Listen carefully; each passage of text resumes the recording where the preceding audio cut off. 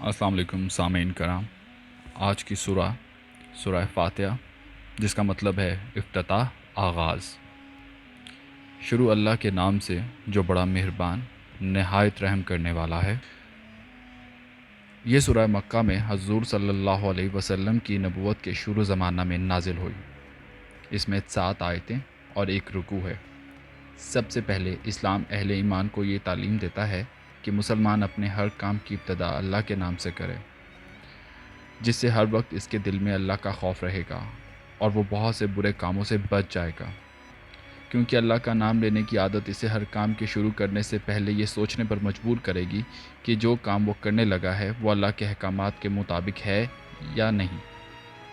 اس طرح صحیح کام کرنے سے پہلے اللہ کا نام لینے پر اللہ اس کی مدد کرے گا اور اس کی کوششوں میں برکت ڈالے گا اور شیطان کے فساد سے بچائے گا. جب اللہ کا بندہ اپنے خالق و مالک کی طرف توجہ کرتا ہے تو وہ بھی اپنے بندے کو ہاتھوں ہاتھ لیتا ہے، اور اگر اس کی دعا اس کے دینوی حق میں بہتر ہو تو وہ اسے پوری کرتا ہے، کیونکہ وہی بہتر جانتا ہے کہ اس کے بندہ کی مانگی ہوئی دعا اس کے حق میں بہتر ہے یا نہیں، اور اگر بہتر نہیں تو اللہ اس کا اجر ضائع ہونے نہیں دیتا، بلکہ وہ اس کے آخرت کے اکاؤنٹ میں جمع ہو جاتا ہے، کیونکہ اس نے اللہ کو ہی بہتر مان کر اس کے آگے ہاتھ پھیلایا اور اللہ اس چیز کی قدر کرتا ہے. روایات سے معلوم ہوتا ہے کہ سب سے پہلے یہی ایک مکمل صورت ہے جو کہ محمد صلی اللہ علیہ وآلہ وسلم پر نازل ہوئی. فاتحہ کا مطلب ہے کسی چیز کا افتتاح کرنا. قرآن اس سورہ سے شروع ہوتا ہے، اس کے لیے اس سورہ کا نام سورہ فاتحہ رکھا گیا. یہ سورہ ایک دعا کی صورت میں ہے اور اس کو قرآن کے شروع میں رکھا گیا ہے تاکہ اس کتاب کو کھولتے ہی بندہ اپنے اللہ سے ایک مہذب طریقے اور خلوص دل سے یہ دعا پڑھے جو کہ اللہ نے خود اپنے بندے کے لیے تجویز کی ہے. لہٰذا اللہ کی خوبی، اس کے احسانات اور اس کی برتری کو دل سے مانو اور اس کی پاکی بیان کرو، اور پھر اپنی تمام حاجات اللہ کے حضور پیش کرو جس کا قبضہ میں سب کچھ ہے. کسی دوسرے سے مانگنا، اپنے اوپر اللہ کے درمیان واسطہ ٹھہرا کر مرادیں مانگنا اللہ کو سخت ناپسند ہے، کیونکہ اس نے ہمیں معمولی نطفے سے پیدا کیا اور ہمیں زمین پر اشرف المخلوقات بنایا اور ہماری ضروریات کا بہترین انتظام کیا. لہٰذا اللہ اپنی مخلوق کو اچھی طرح جانتا ہے. یہ سورہ بندے کی طرف سے ایک دعا ہے اور اس کی ابتدا اس ہستی کی تعریف سے کی جا رہی ہے جس سے وہ دعا مانگنا چاہتا ہے. گویا دعا مانگے وقت پہلے اس کی خوبی بیان کرو اور اس کے سارے احسانات کا شکریہ ادا کرو اور خلوص دل سے اس کی برتری کو مانو. شروع میں کہا گیا ہے کہ تعریف صرف اس ایک اللہ کی ہے جو تمام کائنات کا پیدا کرنے والا ہے.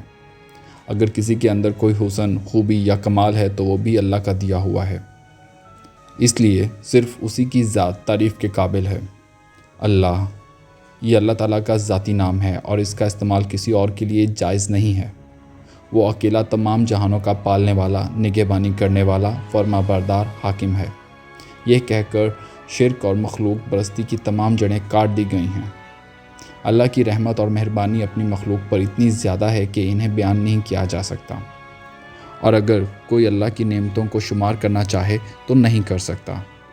دنیا میں اس کی رحمت عام ہے جس سے کافر اور مومن دونوں فیض یاب ہوتے ہیں، لیکن روایت میں ہے کہ آخرت میں اس کی رحمت صرف مومنوں کے لیے خاص ہوگی. قیامت میں وہی اکیلا مالک، حاکم اور بادشاہ ہوگا اور تمام مخلوق کو جمع کر کے ان سے دنیا میں کیے گئے تمام اعمال کا حساب لے گا اور ہر ایک کو اس کے عمل کا پورا بدلہ دے گا. اس روز فیصلے کا اختیار صرف اللہ تعالیٰ کی ذات کو ہوگا اور اس کی جزا اور سزا کے فیصلے میں کوئی دخل نہیں دے سکے گا. لہٰذا ہمیں اللہ کے بتائے ہوئے راستے پر چلنا چاہیے، کیونکہ ہمارے انجام کی بھلائی اور برائی اسی کے ہاتھ میں ہے. اے اللہ، ہم صرف تیرے آگے ہی سر جھکاتے ہیں کیونکہ تو ہی ہمارا پیدا کرنے والا ہے. تو ہمارا آقا اور ہم تیرے بندے ہیں اور تیرے ہی فرما بردار ہیں. ساری طاقتوں کا تو ہی اکیلا مالک ہے، ساری نعمتیں تیرے اکیلے ہی کے ہاتھ میں ہیں، اس لیے ہم اپنی تمام حاجات کے لیے تیرے ہی آگے ہاتھ پھیلاتے ہیں اور تیری مدد پر ہمیں پورا بھروسہ ہے. دور اور نزدیک کی ہر فریاد سننے اور اسے پورا کرنے پر تو قادر ہے. یہ صرف اللہ تعالیٰ کے لیے مخصوص ہے، اس لیے کسی اور کے آگے ہاتھ پھیلانا یا قبر میں لیٹے ہوئے بزرگوں سے اپنی حاجات کا مانگنا یا پھر ان کو اللہ اور بندے کے درمیان واسطہ قرار دینا شرک میں شامل ہے اور اسی کی وجہ سے اللہ کے غضب سے دوچار ہونا پڑے گا۔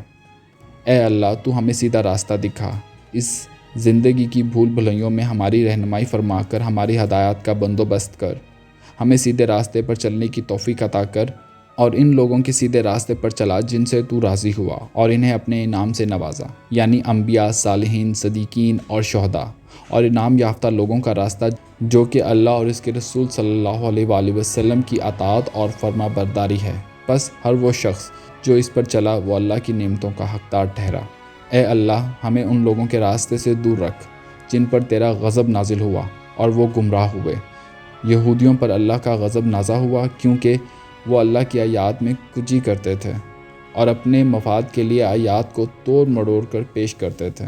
حضرت عزیر کو اللہ کا بیٹا قرار دیتے، اس طرح نصارہ حضرت عیسیٰ علیہ السلام کو اللہ کا بیٹا اور 3 خداؤں میں سے ایک سمجھتے تھے، اور ان لوگوں کے راستے سے بھی جو مشرک اور دہریہ تھے اور انہوں نے حق ماننے سے انکار کیا۔ یہ سورہ بندے کی طرف سے ایک دعا ہے جو وہ اپنے رب کو برتر مان کر کرتا ہے کہ اس کی رہنمائی کر اور ان لوگوں میں شامل کر جن پر وہ راضی ہوا، اور انہیں انعام سے نواز، اور ان گمراہ لوگوں کے راستے سے دور رکھ جو اس کے غضب کے مستحق ہوئے۔ اس کے جواب میں اللہ تعالیٰ قرآن کی شکل میں پوری کتاب اپنے بندے کے آگے رکھ دیتا ہے اور کہتا ہے کہ وہ ہدایات اور رہنمائی ہے جو اس نے طلب کی تھی۔ اب اگر وہ اس کے مطابق عمل کرے گا تو اس کے لیے بھی وہی انعامات ہوں گے جو اللہ کے نیک بندوں کے لیے مخصوص ہیں، اور اگر وہ اس کتاب کا منکر ہوا تو اللہ کے غضب میں آ جائے گا اور سزا کا مستحق ہوگا۔ اب یہ پوری کی پوری ہدایات اس قرآن کی صورت میں تمہیں پہنچا دی گئی ہیں۔ اب جو راستہ تم کو اختیار کرنا ہے کرو، اور اس کی تم کو پوری آزادی ہے، کیونکہ جزا اور سزا تمہارے آگے بیان کر دی گئی ہیں۔ روایات میں ہے کہ نبی صلی اللہ علیہ وآلہ وسلم نے فرمایا کہ اس شخص کی نماز نہیں جس نے سورہ فاتحہ نہیں پڑھی، اور اگر امام کے پیچھے نماز پڑھے تو دل میں سورہ فاتحہ دہرائی جائے۔ امام کو چاہیے کہ سورہ فاتحہ وقفوں کے ساتھ پڑھے تاکہ اس کے پیچھے نماز پڑھنے والے سورہ فاتحہ پڑھ سکیں۔ اس سورہ کے آخر میں آمین کہا گیا ہے کہ یا اللہ تو ہماری دعا قبول کر اور ہمیں نامراد نہ کر۔